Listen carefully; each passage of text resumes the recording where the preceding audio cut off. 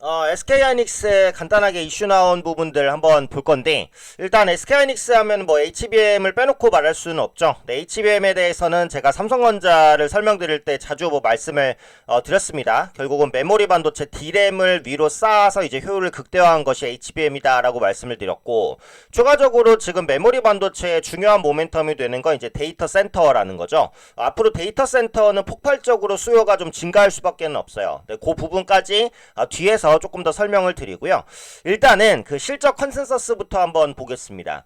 이제 조만간 삼성전자의 4분기 잠정 실적이 나와요. 근데 영업이익 한 7조 원대로 어닝 쇼크가 날 가능성이 꽤 있어요. 그래서 만약에 이제 삼성전자가 크게 어닝 쇼크를 내지 않고 컨센서스에 뭐 근접하거나 이런 실적을 내면 일단 SK하이닉스에도 긍정적일 수 있습니다. 그래서 하이닉스를 투자하시는 분들도 삼성전자의 영업이익 전망치는 한번 잠정 실적은 한번 확인을 해보셔야 될 것 같고, 지금 SK하이닉스의 4분기 영업이익 컨센서스는 8조 원 정도입니다. 네, 8조 원 정도.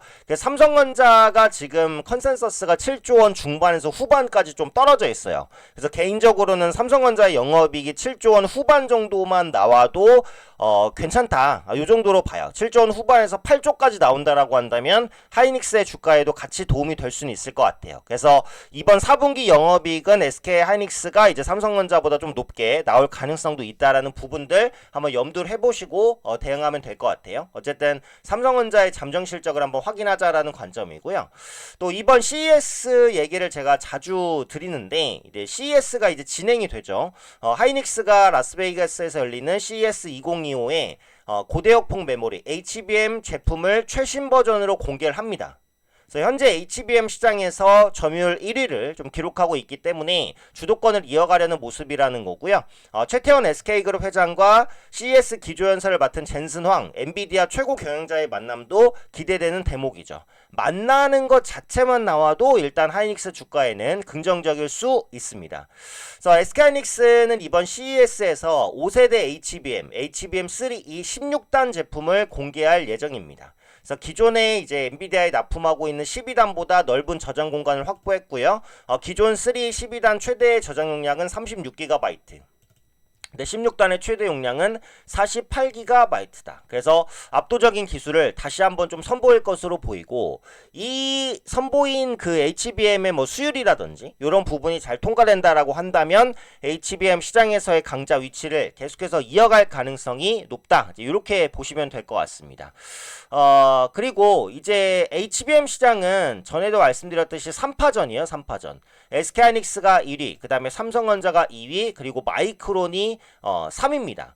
네, 마이크론의 점유율이 지금 보시면 10%가 안 되죠. 그래서 하이닉스, 삼성전자 투톱 체제고 마이크론이 3위인데 조금 시장 점유율이 많이 떨어지는 3위다. 근데 이번에 마이크론이 점유율 20% 달성을 목표로 하고 있어요. 그래서 공격적인 이제 뭐 전략을 짜겠다라고 했는데, 사실 요게 이제 조금 어려운 게 다른 게 문제가 아니라 생산 설비, 그러니까 HBM을 찍어낼 수 있는 능력 자체가 삼성전자나 SK하이닉스보다 많이 떨어집니다. 그래서 점유율 20%는 못할 거라고 저는 생각해요. 물론 뭐 몇 년 후 정도면은 가능할 수도 있겠지만, 네, 현재로서는 사실 좀 어렵습니다. 그래서 마이크론의 점유율 확대에는 너무 크게 우려하실 필요는 없다라는 부분. 일단 생산 능력 차이도 나고 기술 차이도 있습니다. 네, 그래서 그런 부분들을 단기간에 따라잡기는 좀 어려우니까 마이크론의 점유율이 물론 확대되는지 확인은 해봐야겠지만 너무 크게 우려하실 필요는 없을 것 같아요. 그럼 SK하이닉스의 HBM 입지는 계속해서 유지될 가능성이 높고, 2위가 이제 삼성전자다. 삼성전자도 이제 공고한 2위로 자리 잡고 있다. 이렇게 보시면 되겠고, 앞서 제가 썸네일에서 이제 데이터 센터를 말씀드렸는데 요게 이제 또 중요한 소식이에요. 그래서 저는 메모리 반도체 관련주를 전체적으로 긍정적으로 보는 이유가 데이터 센터 때문입니다. 이 데이터 센터 같은 경우에는 AI 기술의 발전으로 당연히 수요가 커질 수밖에 없는 분야다라고 말씀을 드리고 싶어요. 생성형 AI가 발전하면서 자동으로 만들어지는 정보들이 있습니다. 그러니까 예전에 네이버라고 하면 네이버에 나오는 포털에 나오는 정보는 누가 작성한 거예요? 사람이 작성한 거예요, 결국은. 사람이 다 작성한 정보들이 계속해서 늘어나는 구조였죠. 근데 지금은 뭐예요? 사람은 사람대로 작성하고 AI가 정보를 새로 찾고 가공하고 만들어냅니다. 그럼 이전보다 데이터의 생성 속도가 기하급수적으로 빨라지고 많아지겠죠. 그럼 그 많은 데이터를 어디다 저장해야 돼요? 결국은 데이터 센터라는 것을 두고 저장을 할 수밖에 없다는 거죠. 아마존이든 구글이든 네이버든 데이터 센터를 두고 있습니다.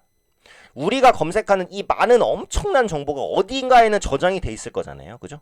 그게 데이터 센터입니다. 근데 생성형 AI 때문에 정보가 폭발적으로 증가하면서 그 많은 정보를 저장하기 위해서 필요한 것도 결국은 데이터 센터입니다. 이 데이터 센터에는 뭐가 많이 들어가겠어요? 데이터 센터는 저장만 하는 건 아니지만 저장이 주요 기능입니다. 저장은 누가 해요? 메모리 반도체가 저장합니다. 메모리 반도체의 강자는 누구예요? SK하이닉스와 삼성전자죠.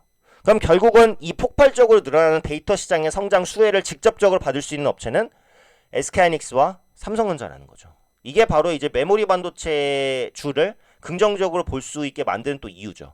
기업용 SSD 점유율을 보시면 삼성전자가 1위, 하이닉스가 2위, 그리고 마이크론이 3위입니다.